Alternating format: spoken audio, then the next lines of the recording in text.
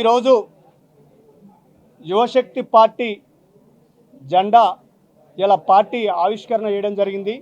ఈ తెలంగాణ రాష్ట్రంలో అన్ని రాజకీయ పార్టీ నాయకులు కడిపోయినాం. మేము కాంగ్రెస్ బీఆర్ఎస్ వాళ్ళ కడిపోయినాం. అన్ని నాయకులు కలిసి మా విద్యార్థుల సమస్యలు పరిష్కరించమని అడిగినాం. జాబ్స్ గురించి అడిగినాం, నోటిఫికేషన్ గురించి అడిగితే ఎవ్వరు పట్టించుకోవడం లేదు. ఈ రాష్ట్రంలో వాళ్ళ ప్రయోజనాల కోసం మాత్రం పనిచేస్తారు, కానీ విద్యార్థుల కోసం ఎవ్వరు పనిచేయట్లేదు. అందుకోసమే ఆ బాధలో నుండి మేము పార్టీ పెట్టడం జరిగింది. ఆ పార్టీనే యువశక్తి పార్టీ. ఇలా తెలంగాణ ఆడ మహిళ ద్వారా ఏ పార్టీ కూడా జెండా ఆవిష్కరణ చేయలేదు. ఈరోజు మేము జెండా ఆవిష్కరణ చేసుకున్నాం. మేము యువకులం విద్యార్థులమే పార్టీ పెడితే ఎలా ఉంటుందో ఈ రాష్ట్రానికి చూపించాలని మేము నిర్ణయం తీసుకున్నాము. కావున మా ఎజెండా ఒకటే, ప్రధానంగా తెలంగాణ మార్పు కోసం ప్రధానమైనటువంటి మాది డిమాండ్స్ ఉన్నాయి. ఎందుకంటే ఈరోజు రాష్ట్రంలో ఉద్యోగంలో చూసుకుంటే గతంలో బీఆర్ఎస్ ప్రభుత్వంలో కూడా నోటిఫికేషన్ లేవు. అదేవిధంగా వాళ్ళు ఈ తెలంగాణ రాష్ట్రంలో కూడా స్థానికులకి 75% రిజర్వేషన్ ఇవ్వాలి ప్రైవేట్ సెక్టర్లో. అంటే ఈ రాష్ట్రంలో ఫార్మా కంపెనీలు కావచ్చు, అదేవిధంగా ఐటీ కంపెనీలు కావచ్చు, ఈ కంపెనీలో 75 రిజర్వేషన్ ఇస్తే ఏమైందంటే నిరుద్యోగులకి ఈ జాబు అనేది అందరికీ దొరుకుతుంది.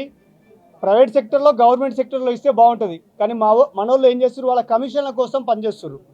అంటే ఎక్కడెక్కడ రాష్ట్రం నుంచి వచ్చి ఇక్కడ కంపెనీలు పెట్టుకురు, వాళ్ళక్కడ వాళ్ళు కమిషన్లు తీసుకుంటారు. రిజర్వేషన్ గురించి ఎవ్వరు అడగట్లేదు. ఇది ఎప్పుడైతే అడుగుతారో, మొన్నటికి మొన్న హైడ్రాలో 150 పోస్టులకి 5 లక్షల మంది పోటీ పడ్డారంటే మన తెలంగాణ పరిస్థితి ఎట్లుందో మీరు ఆలోచించండి. ఇంత దిక్కుమాలినంగా తయారు చేస్తారు ఈ రాజకీయ నాయకులు. అదేవిధంగా వీళ్ళు గవర్నమెంట్ ఎగ్జామ్ పెడితే గ్రూప్ 1 పేపరు లీక్ బీఆర్ఎస్ ప్రభుత్వంలో, కాంగ్రెస్ వాళ్ళు గ్రూప్ 1 జాబులు అమ్ముకున్నారు. అంటే వీళ్ళ పాలన ఎట్టుందంటే చూడండి. ఆఖరికి ఈ పేపర్లు అమ్ముకున్నారంటే వీళ్ళు ఒక ఎగ్జామ్నే నిర్వహించలేకపోతే వీళ్ళు ఎందుకు ప్రభుత్వంలో ఉండి. అదేవిధంగా కేటీఆర్ 46 జీవో తెచ్చింది ఆయనే. మళ్ళీ ఇవాళ మొన్న ధర్నాలో 46 జీవో రద్దు చేయాలంటారు. కొంచెమైనా సిగ్గుండాలి. అంటే 46 జీవో వల్ల పోలీస్ అభ్యర్థులకి 127 మార్కులు వచ్చినా కూడా జాబ్ రావటం లేదు. ఇంతకుముందుకి స్టేట్ వైజ్ ఇచ్చేది, వీళ్ళు వచ్చినాక ఆ జీవో తీసుకొచ్చి వేరే స్టేట్ నుంచి ఇక్కడ సెటిల్ అయిన వాళ్ళకి జాబులు వెళ్ళిపోతున్నాయి. అంటే మన సొంత తెలంగాణ బిడ్డలకి జాబ్ రావడం లేదు 46 జీవో వల్ల. ఇది కేవలం వాళ్ళ రిలేషన్స్ కోసం వాళ్ళ మద్దతుదారులు చెప్తే వాళ్ళు జీవో తీసుకొని వచ్చారు. ఇవాళ మళ్ళీ రేవంత్ రెడ్డి కూడా 29 జీవో తీసుకొని వచ్చిండు. 29 జీవో వల్ల రూల్ ఆఫ్ రిజర్వేషన్ లేదు. గతంలో 55 జీవో వల్ల పాత పద్ధతిలోనే అందరికి న్యాయం జరిగేది. వీళ్ళ లబ్ధుల కోసం ఒకటో 29 జీవో, ఇంకోటో 46 జీవో, మళ్ళీ వాళ్ళే రద్దు చేయాలంటారు. అంటే ఎంత పిచ్చోళ్ళ అలాగా చేస్తారంటే మమ్మల్ని. ఇది మీరు వెంటనే మానుకుంటే బాగుంటుందని మా డిమాండ్. అదేవిధంగా గవర్నమెంట్ ఎగ్జామ్ అని చెప్పుకునే గ్రూప్ 1కి 2 హాల్ టికెట్లు ఇచ్చిన చరిత్ర దేశ చరిత్రలోనే ఈ కాంగ్రెస్ పార్టీకి ఉంది. అదేవిధంగా జీపీఓ పోస్టులు 2 సార్లు ఎగ్జామ్ పెడతారా? తలకాయ మాసిన పని. ఎవడన్నా మీకు ఏమైనా సోయిందా? వాడు పేపర్లు అమ్ముతాడు, వీడో జాబులు అమ్ముతాడు. 717 మందికి ఒకటే మార్కులు. కోటి ఉమెన్స్ కాలేజీలో ఓన్లీ గర్ల్స్కి ఎగ్జామ్ పెట్టారు. ఏమనంటే కాలేజీ మీద నింద వేసారు.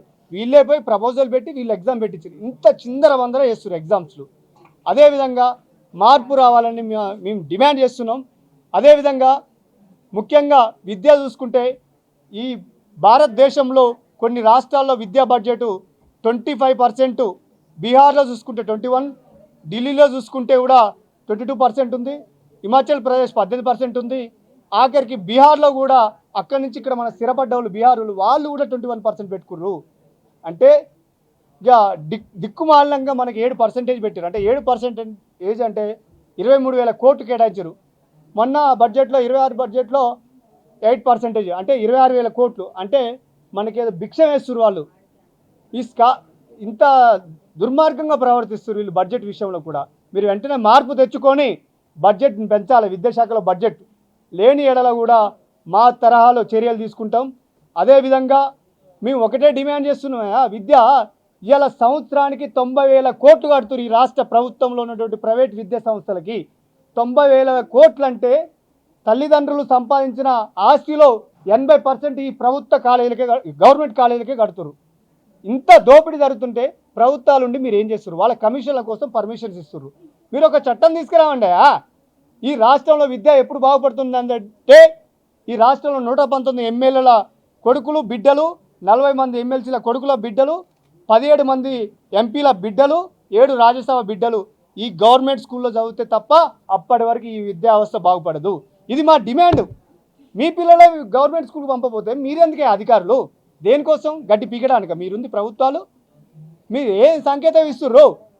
ఎవరిని వదిలిపెట్టేది లేదు. తొక్కి పాతాలలోకి తొక్కుతామని మేము హెచ్చరిస్తున్నాం. ఇలా విద్యార్థి యువకులతో పెట్టుకుంటే ఏ వర్గానికి జరిగిన అన్యాయం మా విద్యార్థులకే జరుగుతుంది. ఈ రాష్ట్రంలో అన్ని శాఖల కాడ డబ్బులు ఉన్నాయి, విద్యాశాఖ కాడ డబ్బులు ఎందుకు లేవు? అంటే విద్యార్థులు వీళ్ళు ఏం చేస్తారని మీ రాజకీయ లబ్ధుల కోసం మీరు బడ్జెట్ పెట్టుకున్నారు. వెంటనే మా బడ్జెట్ కూడా ఇలా గత ప్రభుత్వం టీఆర్ఎస్లో 7,000 కోట్లు బకాయిలు ఉన్నాయి స్కాలర్షిప్లు. మళ్ళీ కాంగ్రెస్ వాడు 7,000 కోట్లు, వాడు 21, 22, 23 వరకు టీఆర్ఎస్ వాడు, వీడు 26 వరకు బకాయిలు ఇవ్వట్లేదు. సిగ్గన అనిపిస్తుందా? మా ఊసురు తగులుతుంది మీకు. విద్యార్థులకు స్కాలర్షిప్లు రిలీజ్ చేయాలని మొత్తుకుంటున్నా కూడా మీరు చేయట్లేదు అంటే మీరు దేనికి? గడ్డి పీకడానిక మీరు ప్రభుత్వంలో ఉండి? మీరు వెంటనే మార్పు తెచ్చుకొని విద్యాశాఖకి వెంటనే బడ్జెట్ కేటాయించాలి, ఈ స్కాలర్షిప్లు కూడా విడుదల చేయాలని మనం డిమాండ్ చేస్తున్నాం. అదేవిధంగా ఇవాళ విద్యార్థుల ఎగ్జామ్ 1 నిమిషం లేట్ అయితే ఎగ్జామ్లకు పంపించట్లే. పందికొక్కులాగా ఈ రాష్ట్రంలో ఉన్న సంపద దోసుకొని తింటున్న మంత్రులు, ఎమ్మెల్యేలకు ఎంత లేట్ అయినా పోతారు. గవర్నమెంట్ ఆఫీసర్లు ఎంత లేట్ అయినా, ఎంఆర్ఓ వ్యవస్థను ఎవరైనా ఎంత లేట్ అయినా వెళ్ళొచ్చు, వాళ్ళకి పోలీసులు కూడా వెళ్ళొచ్చు. మా విద్యార్థులు కొన్ని వేల మంది చనిపోయారు తెలంగాణ రాష్ట్రంలో. 1 నిమిషం లేట్ అయిందని ఇంటర్మీడియట్ వాళ్ళకి రానిలేదు, డిగ్రీ వాళ్ళకి రానిట్లేదు, పీజీ వాళ్ళకి రానిట్లేదు. ఇదేం పాలన మీకు? దిక్కుమాలిన పాలన. దీన్ని వెంటనే మీరు మార్పు తెచ్చుకుంటే బాగుంటుందని మేము డిమాండ్ చేస్తున్నాం. అదేవిధంగా మీరుండి ప్రభుత్వంలో ఉండి ఈ రాష్ట్రంలో యువత మేల్కున్నది. ఒక్కసారి తరతరాలు తిన్న వీళ్ళ ఆస్తులు తరగని ఆస్తులు ఎవరి? కేటీఆర్, కేసీఆర్, రేవంత్ రెడ్డి ఇంకా ఆస్తులు పెంచుకుంటూ పోతున్నారు. అలా పనిచేసే నాయకులు మీ తమ్ములు, మీ చెల్లెలు, మీ అక్కలు, మీ బిడ్డలు అన్యాయం అయిపోతుర్రు. స్కాలర్షిప్లు రాక, విద్యాశాఖ బడ్జెట్ లేక ఫీజులు దోపిడీలాగా తింటుర్రు. ఇదంతా పాలన మారాలని మేము డిమాండ్ చేస్తున్నాం. అదేవిధంగా వైద్యం చూసుకుంటే కార్పొరేట్ హాస్పిటల్లో కూడా 90% ఫీజులు, 90% డబ్బును తల్లిదండ్రుల నుంచి వీళ్ళు తరలిస్తుర్రు. ఇష్టరాజ్యంగా దోపిడీ వ్యవస్థ వైద్యంలో. ఎందుకే మీరు దోపిడీ చేస్తుర్రు? ఈ ప్రభుత్వ హాస్పిటల్ ఉన్న దేనికి? మీరు ఇలా మండలానికి ఒక సూపర్ స్పెషాలిటీ హాస్పిటల్ పెట్టాలని మీకు సోయలేదా? ఈ రాష్ట్రంలోనే మీరు అన్ని వసతులకు కూడుకున్న ఒక్క హాస్పిటల్ ఉందా ఈ రాష్ట్రంలో? చెప్పండి. ఒక్క హాస్పిటల్ కూడా లేదు. క్యాన్సర్కి అయినా జనరల్గా మొత్తం అన్ని సర్జరీలకు కలిపి ఒక్క హాస్పిటల్ కట్టిరా? ఈ 13 సంవత్సరాల చరిత్రలో కాంగ్రెస్, టీఆర్ఎస్ ఇంత దుర్మార్గులారా? ఏం తలకాయ పని చేస్తుందిరా మీకు? ఒక్క హాస్పిటల్లో వైద్యం లేదు, అన్ని వసతులతో కూడుకున్న వైద్యం. ఎప్పుడైతే వైద్యం, విద్య బాగుపడుతుందో ఆ రాష్ట్రం బాగుపడుతుంది. అప్పటి వరకు ఈ రాష్ట్రం బాగుపడేది లేదు. మీ సొంత లాభాల కోసం చేస్తే మీ ఊరుకునే ప్రసక్తే లేదు. కావున మీరు వెంటనే మానుకొని ఈ వైద్యం మీద ఉచిత వైద్యం కావాలి, ఉచిత విద్య కావాలి. స్కాలర్షిప్లు ఎందుకే? డైరెక్ట్ వాళ్ళకి ఒక జీవో రిలీజ్ చేసి ఫ్రీ ఎడ్యుకేషన్ అని పెడితే అయిపోతుంది కదా. గవర్నమెంట్ కాలేజీలో కానీ ప్రైవేట్ కాలేజీలో కూడా వేయండి. ప్రైవేట్ కాలేజీలో కూడా ఉచితంగా విద్య అందించాలి. మీరు ఒక టర్మ్ వైజ్గా వాళ్ళకి బడ్జెట్ రిలీజ్ చేయండి కాలేజీలందరికీ. ఈ ప్రైవేట్ కాలేజీలు ఎంతమంది విద్యా వ్యవస్థ చెప్తారో వాళ్ళకి మీరు ఇవ్వండి ఫండు వాళ్ళకిచ్చి. ఎందుకంటే గవర్నమెంట్ డీల్ చేయలేదు కదా ప్రభుత్వ కాలేజీలు, స్కూళ్ళతోటి. మీకు సపోర్ట్గా ప్రైవేట్ కాలేజీలు తీసుకున్నప్పుడు వాళ్ళకి డబ్బులు ప్రభుత్వాలే చెల్లించాలి. కొన్ని దేశాలలో వాళ్ళు ఉంది, మీరు చూసి నేర్చుకోండి అయ్యా. లేకపోతే మా తరహాలో ఈ రాష్ట్ర వ్యాప్తంగా కూడా విధ్వంసం సృష్టిస్తాను హెచ్చరిస్తున్నాం. లేని ఎడల కూడా ఖబర్దార్ హెచ్చరిస్తాం. అదేవిధంగా రైతులకి ఉచిత ఎరువులు, ఉచిత ఇత్తనాలు ఇవ్వండి. మీకు కనీసం ఈ రైతన్న రాష్ట్రానికి అన్నం పెడుతుండు. ఇలా ఇంతమంది ఇక్కడ జర్నలిస్టులు కానీ, మీ విద్యార్థులు కానీ, టీచింగ్ కానీ ఇంత హ్యాపీగా ఉన్నంటే వాళ్ళు అన్నం పెడుతుర్రా? అన్నం పెట్టేటోళ్ళకి సున్నం పెడుతుర్రు. మందులు అమ్ముకునేటోడికి, సిగరెట్లు అమ్ముకునేటోడికి ఫస్ట్ రేట్ గిట్టుబాటు ధర డిసైడ్ చేస్తాడు. రైతులకు ఎందుకు చేయను? రైతుల కష్టాలు కూడా మీరు తెలుసుకొని వాళ్ళకి పండించిన పంటని 24 గంటల్లో కొనాలి మీరు రైతు దగ్గర.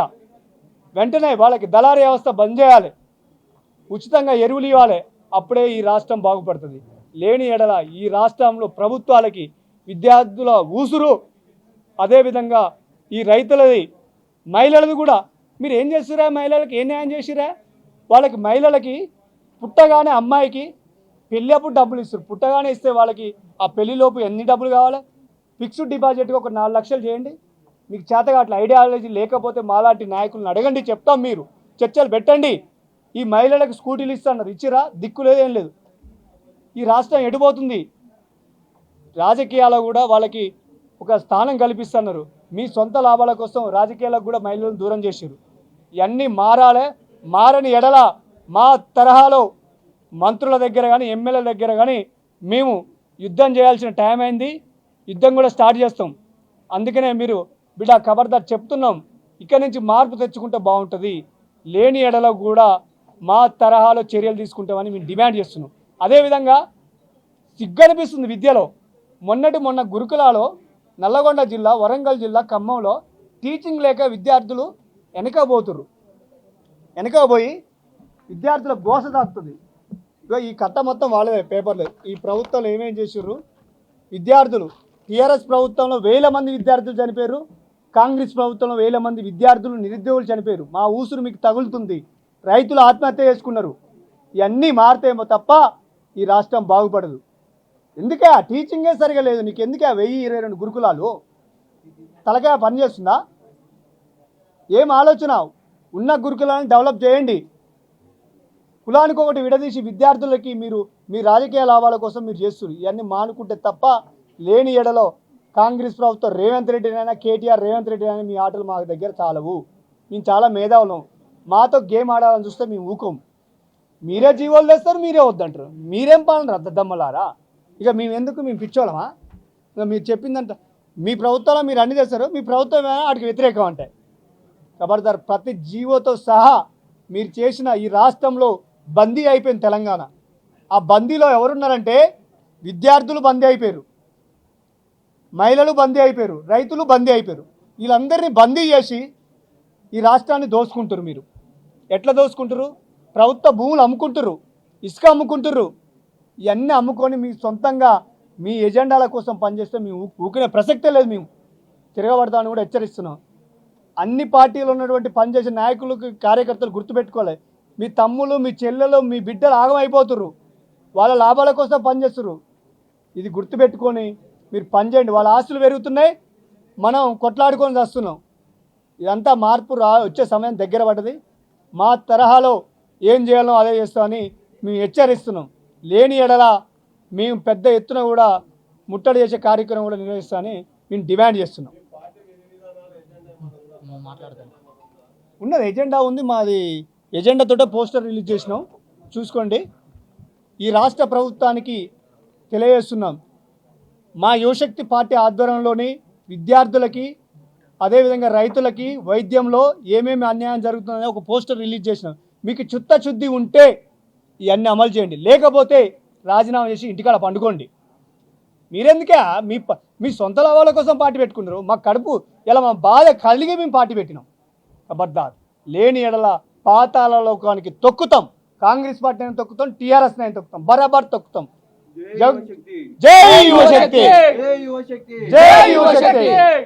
అయితే అదేవిధంగా మార్పు వస్తే బాగుంటుంది. మార్పు రాని ఎడల 500 ఫీట్లకి నెత్తి మీద కాలు పెట్టి టీఆర్ఎస్ వాళ్ళని అదేవిధంగా కాంగ్రెస్ వాళ్ళని ఏ పార్టీ నాయకులైనా తొక్కుతామని హెచ్చరిస్తున్నాం. ఖబర్దార్ బిడ్డలారా, మా ఊసురు తగులుతుంది. మా మీద ఉన్న బడ్జెట్ని గుంజుకొని మీరు మీ సొంత లాభాల కోసం చేస్తున్నారు. లేని ఎడల కూడా మేము మా రక్తాన్ని తాగుతున్నారు. మీరు అది బంద్ చేయండి. ఇవన్నీ బంద్ చేసే తప్ప ఈ రాష్ట్రం బాగుపడుతుంది. అప్పుడే బంగారు తెలంగాణ కావాలన్నారు. మీరేం చేస్తున్నారు? మీరు దోచుకునే తెలంగాణగా మార్చారు. ఇది వెంటనే మార్పు చెందాలని మేము హెచ్చరిస్తున్నాం. లేని ఎడల దాడులు కూడా దానికి లెక్క చేయమని మేము డిమాండ్ చేయడం జరుగుతుంది. జై యువశక్తి, జై యువశక్తి, జై యువశక్తి.